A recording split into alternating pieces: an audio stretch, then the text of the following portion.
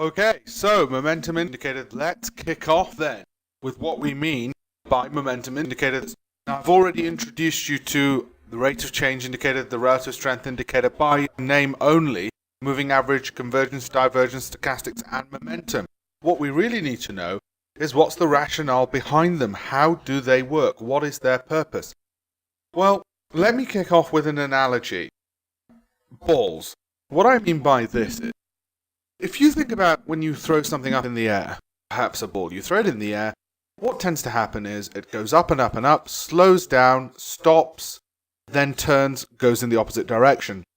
So many years ago, some clever mathematicians thought, I wonder if prices work in a similar way. They seem to go up and up and up, and then they appear to stop and turn. Well, what if, like something thrown in the air, they slow down before they stop and turn? What if, with prices, share prices, we don't have to wait until they actually fall, but we could actually anticipate when they're slowing down and then stopping and then getting out at that point. In other words, we don't have to wait to exit once the price is actually falling. We could get out near the top of the market when the price is actually slowed down. Okay, so these mathematicians thought, well, what does it mean to say that a price is slowing down? How do we measure a price is slowing down? And they figured out that one of the ways in which they can anticipate that a price is slowing down is by how close to the high or the low for the day the price actually closes. Now, if a price closes near the high for the day, that tends to mean there's a lot of buying interest, a lot of people want to buy, they just can't get enough of the stock, and that's why it's closed near the high for the day. If it starts closing near the low for the day, even if it's up overall compared to yesterday, so it might be up 10 pence today, 20 pence tomorrow, 5 pence, 3 pence, 2 pence, 1 pence, that might suggest that it's up compared to the previous day, but it's closing near the low. Now, all this sounds very complicated, and how on earth do we figure any of this out? I mean, surely we don't look at price charts and then get a magnifying glass out and say, it's closing near the low. Thankfully not. There's lots of clever websites and software. What they do is they include and incorporate all these mathematical formulae and then depict them graphically. And we're going to have a look at this. And it's actually something which banks like Deutsche Bank, Merrill Lynch, Lehman Brothers, they all look at, all the professional investors look at, some of private investors will already be looking at. So it's nothing new or novel or weird or esoteric. But what it allows us to do is it allows us to anticipate when a price is about to turn. Fine, fair enough. How are we going to do it? Well, I'm going to show you some ways of interpreting these indicators. The great thing about them is that they can save you a lot of time because picture paints 1,000 words. In other words, one price chart saves you a heck of a lot of time compared to looking at 5,000 words in an annual report. First thing I want to mention though is time frames. We're going to look at these on a daily basis. Well, if you're a day trader, you could set them at 3-minute intervals. If you're a longer term investor, maybe at weekly intervals. But we'll get back to that later on. The most important thing to remember is that price is king.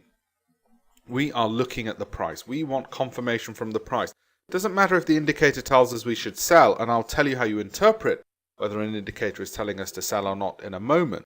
What we are saying is the price must confirm the indicator. In other words, if the indicator is saying sell, price must start falling at least a little bit to show us evidence that it is.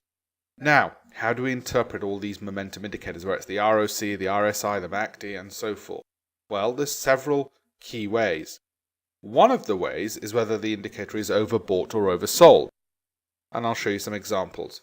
Overbought means that a lot of interest has been expressed in the stock, it's been priced higher and higher, and it's about to move lower. Or at the very least, we should be very apprehensive about getting into it on the basis that it may well not continue its upward ascent. Oversold is the exact opposite. The other key way which I particularly like and which has, in my experience, a relatively high probability of being accurate, a 70% probability of being correct, are what's called divergences, and I'll show you some of those. Now, other people will talk to you about trendline violations with indicators. I don't like them, I ignore them. Price patterns, not really interested in those either. Divergences, in my experience, are the key. So we better have a look at some of these, hadn't we? Well, here's one example. Now, it looks quite complicated, but let me explain what it is. This, of course, is the price chart. We're familiar with that. Each one of these bars represents 1 day. We all know that. This is the MACD. We're only looking at one indicator at the moment, and as you can see, there's a blue line and a red line. Now, the blue line is the actual indicator. The red line is what's called the signal line. As you can see here, the blue line is 26 periods and 12 periods. Now, you don't need to know what all that means, but let me tell you, for those who are mathematically inclined, I'll tell you the interpretation. For those who aren't, you might want to close your ears now. What it is that the blue line is the difference between the 26-day exponential moving average of the share price subtracted from the 12-day exponential moving average, and the red line is the 9-day moving average of the signal line. All very complicated. Guess what? You don't need to remember any of that. What you need to know are some of the rules of interpretation. And they are these. Look at where we've got marked here 0.1. What that means is the stock is relatively overbought because the MACD is at a relative high point. That's quite high. This would be quite low. Just looking at it tells you that this is low, this is high. So it's relatively high. That means it's overbought.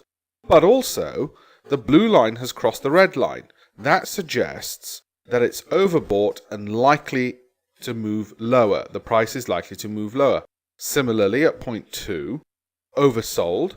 Blue line crosses red line. It's oversold and starting to show bullishness. Starts to move higher.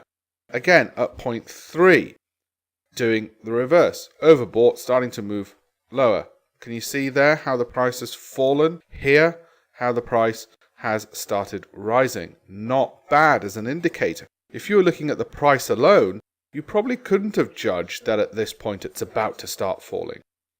Here, it's oversold, not really making a clean break or breast of it, and it's moving sideways. Doesn't really give us a good signal. We might have got in, then we had to get out, then we might have got in again. Nothing much happened. Now, that's actually the simple, basic way to use the MACD. It's too simple for our purposes.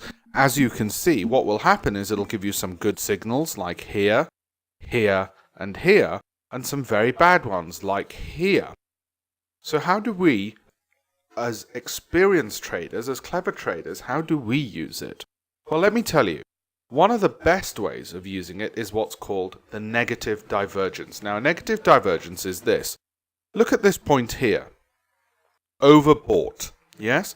It's a relative high, and that's the corresponding point in the price, a relative high. This is also overbought and a relative high in the price. Now, you'll notice from those 2 points, the price has made a high here and a higher high here. On the MACD, it's made a high here, but it hasn't made a corresponding higher high. It's made a lower high. In other words, the price has gone like this, the MACD has gone like this. That's what we mean by divergence. It's a negative divergence or a bearish divergence because it relates to market highs. That's what we call it, a negative divergence or a bearish divergence. What it means is at the second peak here, that's a very strong signal of a price moving lower. So, if you happen to be a more experienced trader, you're probably looking for a negative divergence, and of all the patterns on this chart here and here, you're probably going to look at this one as the one you're going to use and act upon, because it's the only one where there's a divergence, a negative divergence in this case, bearish signal, you sell the stock. Maybe you got out at maybe around 93, you see it drop, drop, drop. We'll have to talk about exits and stop losses later, but maybe you get out around the 85 pence. $8 per for that trade, not bad. But that's my point about negative divergences, one of the most important patterns. They're used by professional traders, they're used by all the big investment banks, and guess what? They work. That's all for this chapter. It's a very important indicator. Mull over it, review, revise, and then move on to the next chapter.